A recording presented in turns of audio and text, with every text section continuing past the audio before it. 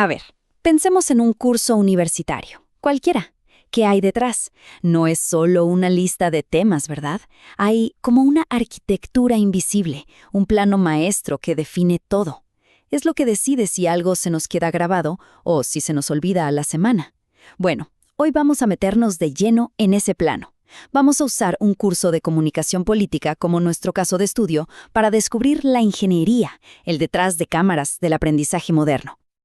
Ok, entonces este será nuestro recorrido. Primero, vamos a ver el plano general, la idea de este blueprint moderno.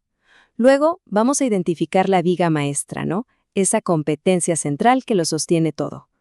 Después, veremos cómo esa gran idea se desarma en piezas más chicas. De ahí pasamos a cómo se construye todo esto ya en el salón de clases y finalmente, ¿para qué sirve todo esto?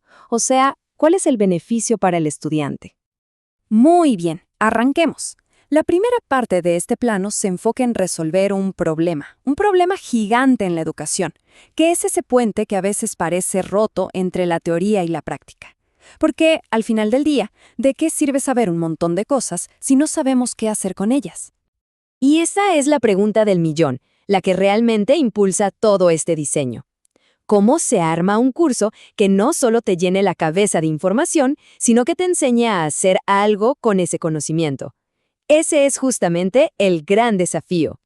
Miren, el propio documento de diseño del curso lo dice sin pelos en la lengua. El problema es real. Se tiene una base teórica sólida, sí, pero a la hora de la verdad, cuesta un mundo traducir ese conocimiento en acciones concretas.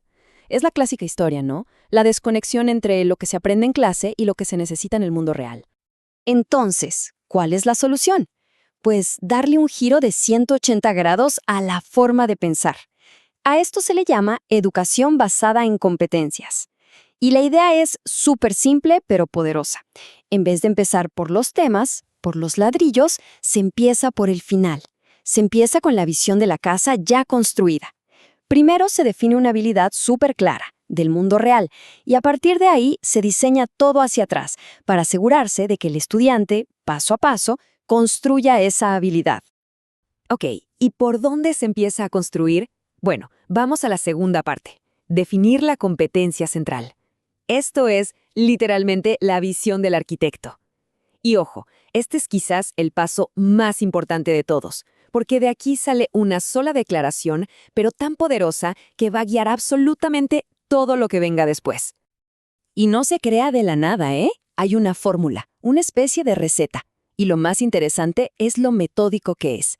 Fíjense en la tabla. Todo se arma con 4 pilares. Primero, un verbo que indique acción, diseña. Luego, el objeto, que se diseña, estrategias integrales. Tercero, el propósito. ¿Para qué? Para incidir en la opinión pública.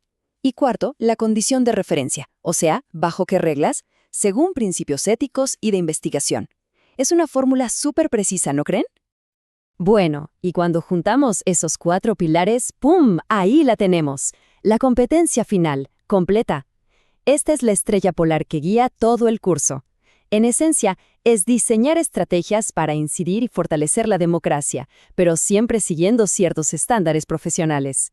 El resultado es una meta que no deja lugar a dudas, es clara, es medible y, sobre todo, está enfocada en la acción. Perfecto, ya tenemos la visión del arquitecto, esa gran meta. ¿Ahora qué sigue? Pues hay que desarmarla, hacerla manejable. Entramos a la tercera parte, de construir la habilidad. Aquí es donde ese objetivo tan grande se empieza a romper en pedacitos más pequeños, mucho más fáciles de abordar. Esta jerarquía lo explica súper bien. Fíjense en el flujo. Empezamos arriba con la competencia principal, la grandota. Esa se divide en lo que llaman elementos de competencia, que son como las grandes subhabilidades. Luego, cada uno de esos elementos se desglosa todavía más, en criterios de desempeño, que ya son acciones que uno puede ver y medir. Y al final, todo esto nos lleva a las evidencias de aprendizaje, que son las pruebas concretas de que en efecto se sabe hacer.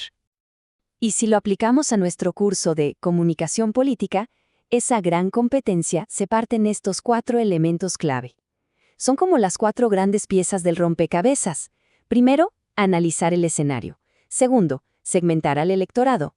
Tercero, diseñar los planes. Y cuarto, gestionar la comunicación. Si se dominan estas 4, se tiene la competencia completa. Ahora, hagámosle zoom a la primera pieza, al primer elemento, analizar el escenario. ¿Ven? Este a su vez se descompone en 3 acciones mucho más específicas. Los criterios: identificar las variables importantes, procesar e interpretar los datos y finalmente sintetizar todo en conclusiones claras. Y lo más importante de esto es que cada una de estas cositas es algo que se puede observar, que se puede medir, no hay ambigüedad. Muy bien, ya tenemos el plano súper detallado, pero un plano no es una casa, ¿cierto? ¿Cómo llevamos todo esto al aula? Bueno, de eso se trata la cuarta parte, darle vida al aprendizaje. Aquí es donde toda esta estrategia se convierte en actividades reales, en cosas que pasan en la clase. Y un concepto fundamental para que esto funcione es la idea de los 3 saberes. Miren, no es suficiente con el saber, o sea, la teoría, los conceptos.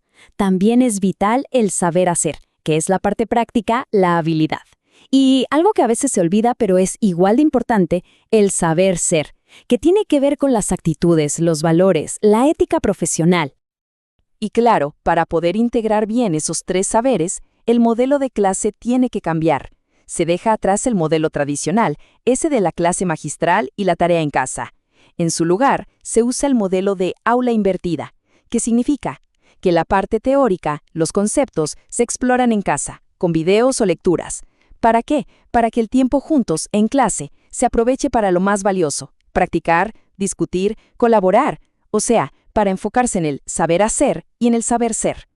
Y así es como se ve una lección en la práctica. Tiene 3 momentos.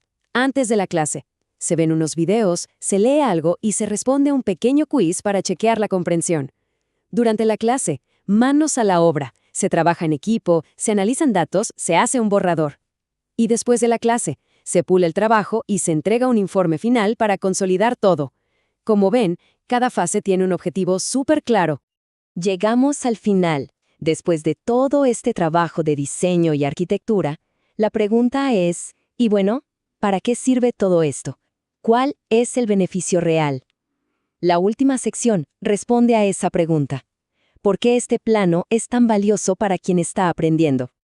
Pues lo que se logra es un aprendizaje con un propósito muy claro. Para el estudiante significa que desde el día 1 sabe perfectamente a dónde va. El foco está puesto en habilidades que de verdad va a usar allá afuera. Cada actividad es un puente entre la teoría y la práctica. Y las evaluaciones no son para memorizar, sino para demostrar lo que realmente se sabe hacer. Todo esto crea una experiencia de aprendizaje mucho más activa, mucho más colaborativa y al final mucho más significativa.